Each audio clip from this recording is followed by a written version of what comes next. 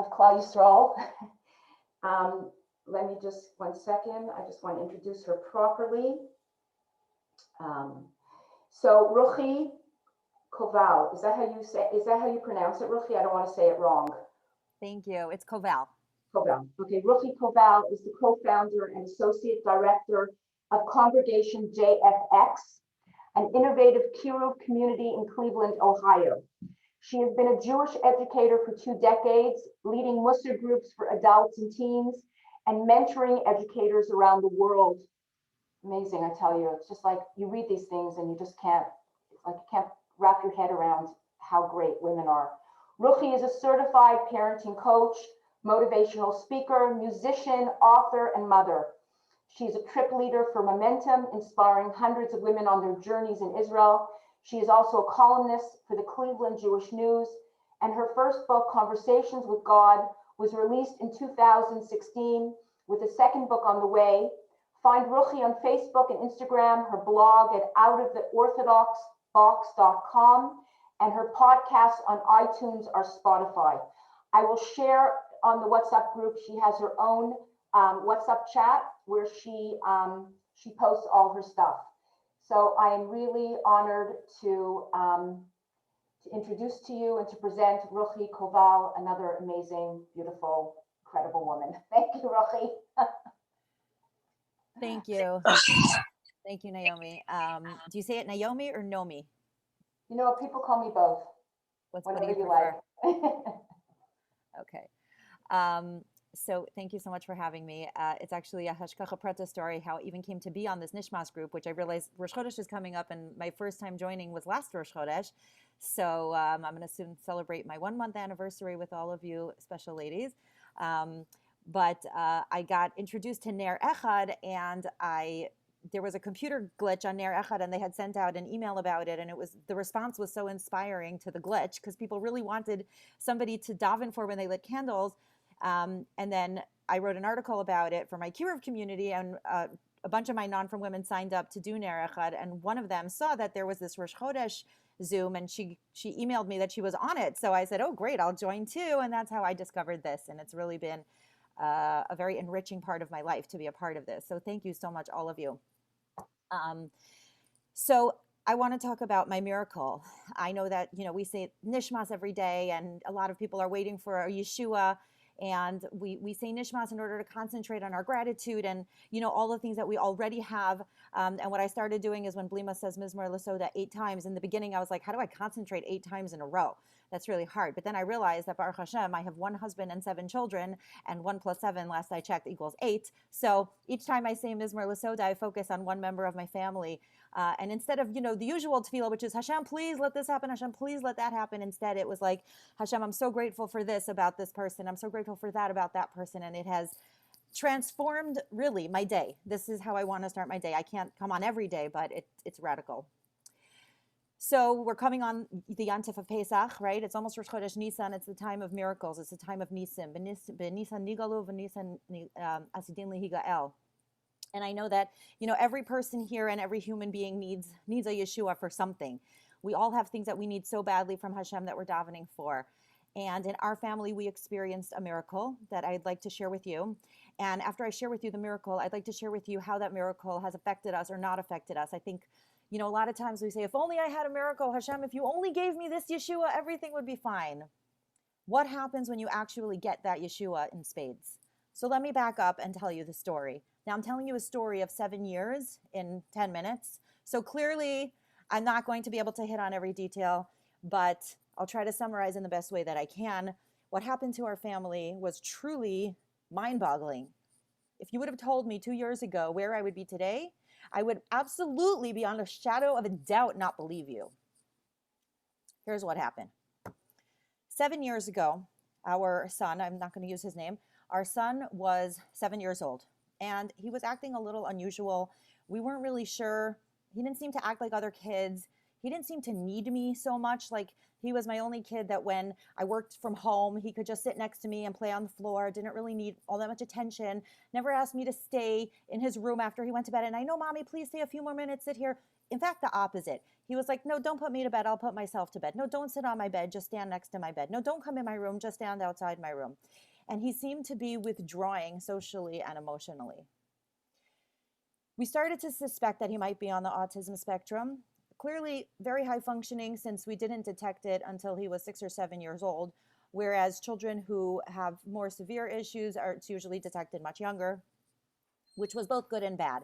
Good because there was a high level of functionality, bad because we didn't really catch it until much later. When he was 7 years old, he was diagnosed with HFA, which stands for high functioning autism, also colloquially known as Asperger's. And things really started to quickly decline from there. He withdrew more and more, became sullen, angry, refused to let anybody touch him, refused to let anybody get close to him, would not talk about emotions, was starting to withdraw at school. And eventually, when he was in second grade, we had to pull him out of school and put him in a full-time therapy program in order to meet his social and emotional needs and to give him the therapies that he needed, which was extremely difficult because he was very resistant to all of that, did not want to be in these facilities, did not want to be with these therapists. And it was a very dark time for our family. At the same time that this was all happening, this was in 2014, 3 of our kids were going off the derech. So 2014 was the darkest year in our family's life, I hope ever, please Hashem. And what I remember about that year is a lot of crying and a lot of secrets.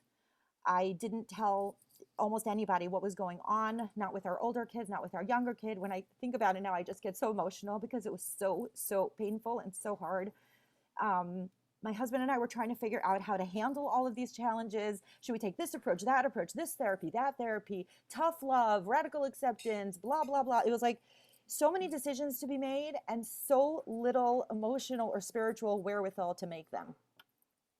I felt very disconnected from Hashem. I felt like Hashem was picking on me. My husband and I had dedicated our lives to Kiruv. We started a Kiruv shul here in Cleveland. I was in the middle of writing a book about prayer and I could not talk to Hashem.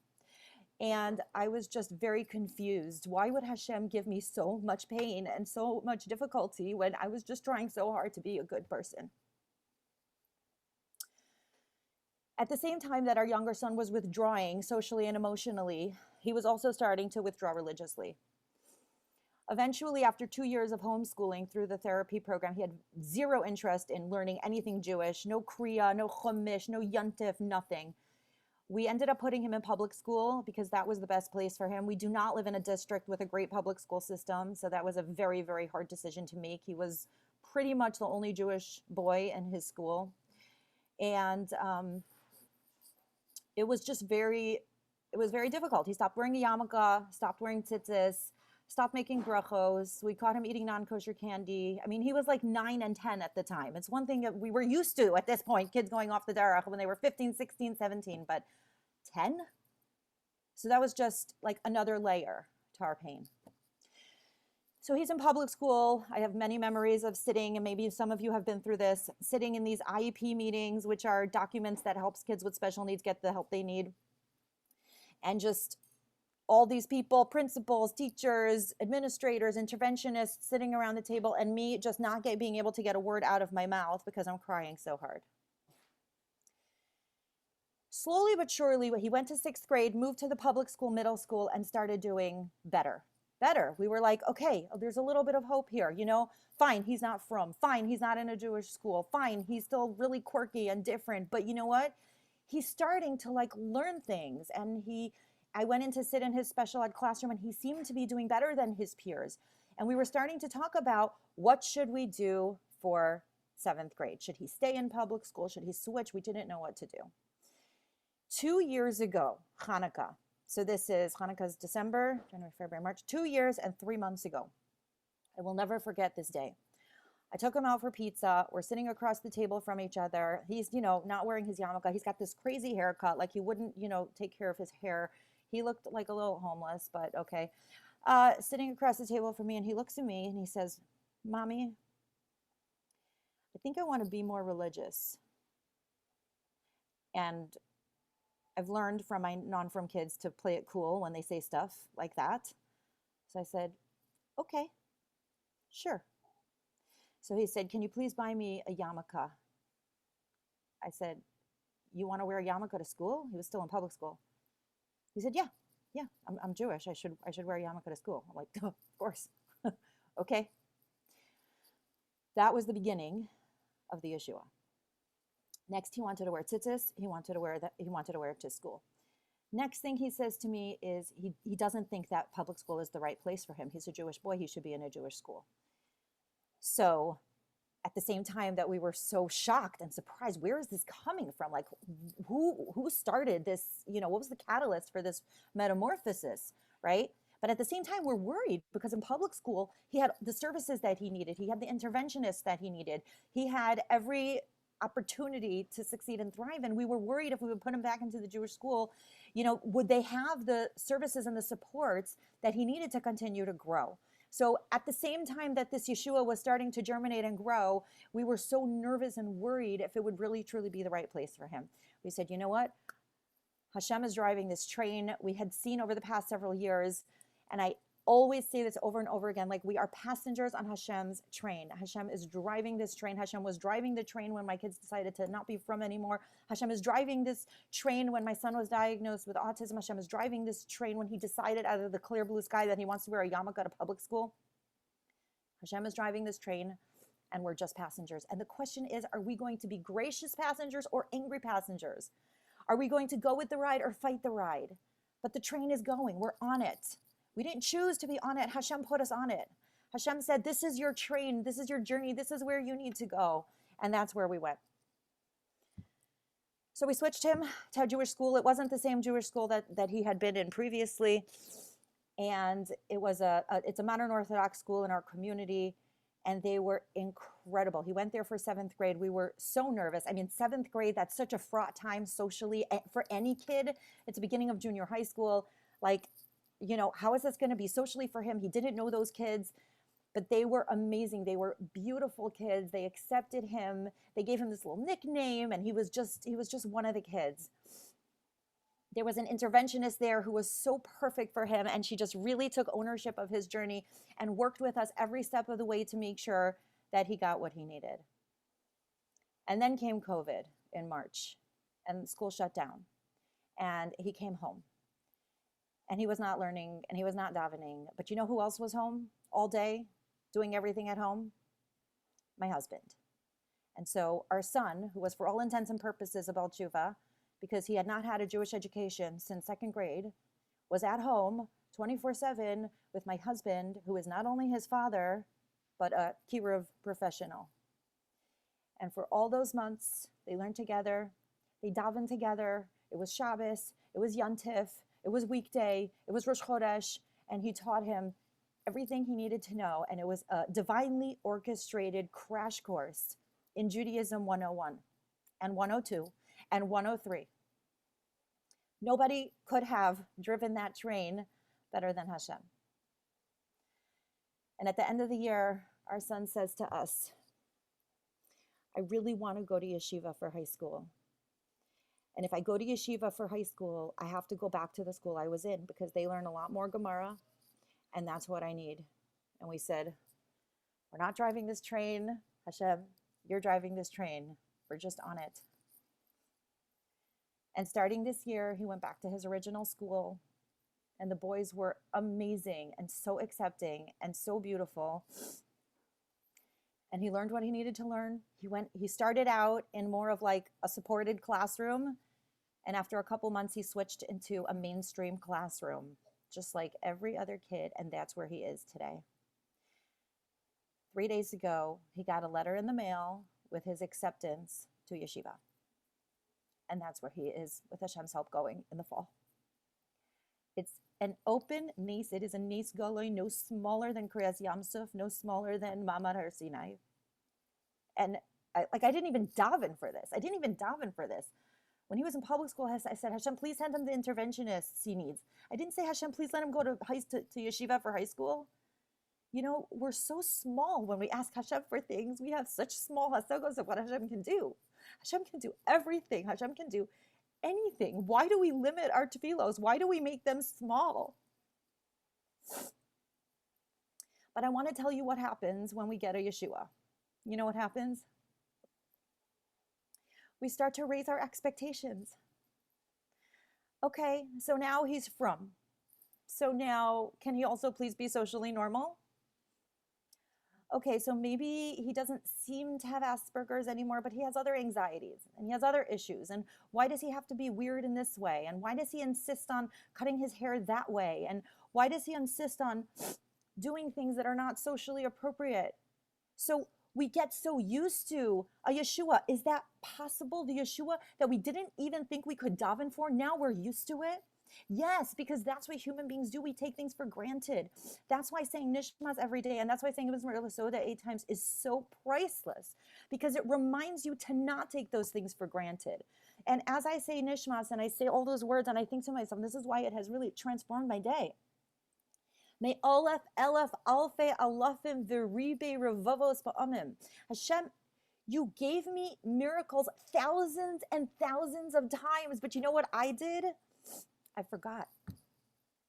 I forgot that you gave me a miracle, because you know what? Now I'm on to the next thing. Now I want more. We can't do that. That's the recipe for unhappiness.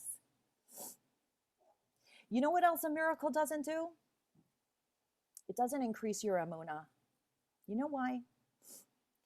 A miracle is like when someone gives you a massage and they pull your muscles and they strengthen your muscles and it feels good. But did your muscles get strong? No. You know why? Because for your muscles to get strong, you have to activate your muscles. You know what emunah is? Emunah is a muscle.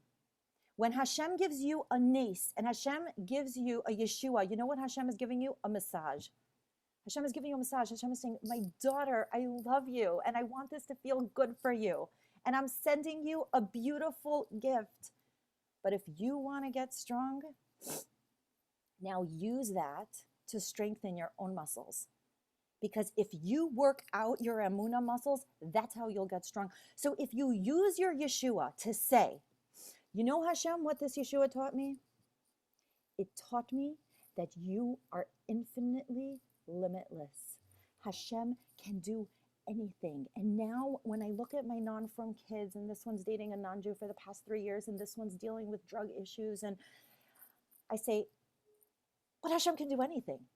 So I'm using my Yeshua to work my emunah muscle myself so that I can become strong. Just to be the recipient of a Yeshua doesn't make you strong. You have to use it to exercise. Hashem can do anything, anything. I'm not going to make my tefillos small. I'm going to make my tefillos big. I'm not going to say, Hashem, please let him find a Jewish girlfriend. I'm going to say, Hashem, please let him come all the way back to Torah and mitzvos and be a shining light in Klal Yisrael. It seems like a reach. Yeah, it's a reach. You know who can reach? Hashem. Hashem can reach. If anyone can reach, it's Hashem. So it's my job to use my Yeshua, not to take for granted, not to get used to it, not to up the ante, say, okay, Hashem, I got that. Now I'm on to step 2. But rather to use that Yeshua to say, I am so infinitely blessed. Look what Hashem taught me. Hashem taught me that he can literally do anything. Anything. Don't keep your tefillos small. Make them giant. Because if Hashem could do this, this is an open nace. People see our son around in the community and they say to me, is that your son? And in my head, I'm thinking, yeah, you know, he's still kind of weird. I mean, I don't say that out loud. Well, sometimes I do. But I'm like, right, I know, isn't that crazy? He's a completely different child. And it reminds me that Hashem is infinitely limitless. Hashem can do anything. Don't make your tefillos small. And when Hashem sends you a nace, use it to work out your emunah muscle. That's the nace of Mitzrayim. If Hashem could take us out of Mitzrayim, you know, is Hashem taking us out of Mitzrayim now? Yes, he is. He takes us out of our Mitzrayim every day. And we have to use that to build our emunah muscle and to remember that there's no limit to what Hashem can do. Thank you for listening. I appreciate the opportunity. Thank you, everybody, for making this group so special and beautiful. I really value the opportunity every morning. Have a wonderful day, and may Nisan bring all of us a beautiful Yeshua, every person for what they need. Thank you so much for amazing story, and Thank let you. Hashem fulfill your wishes. you and your husband.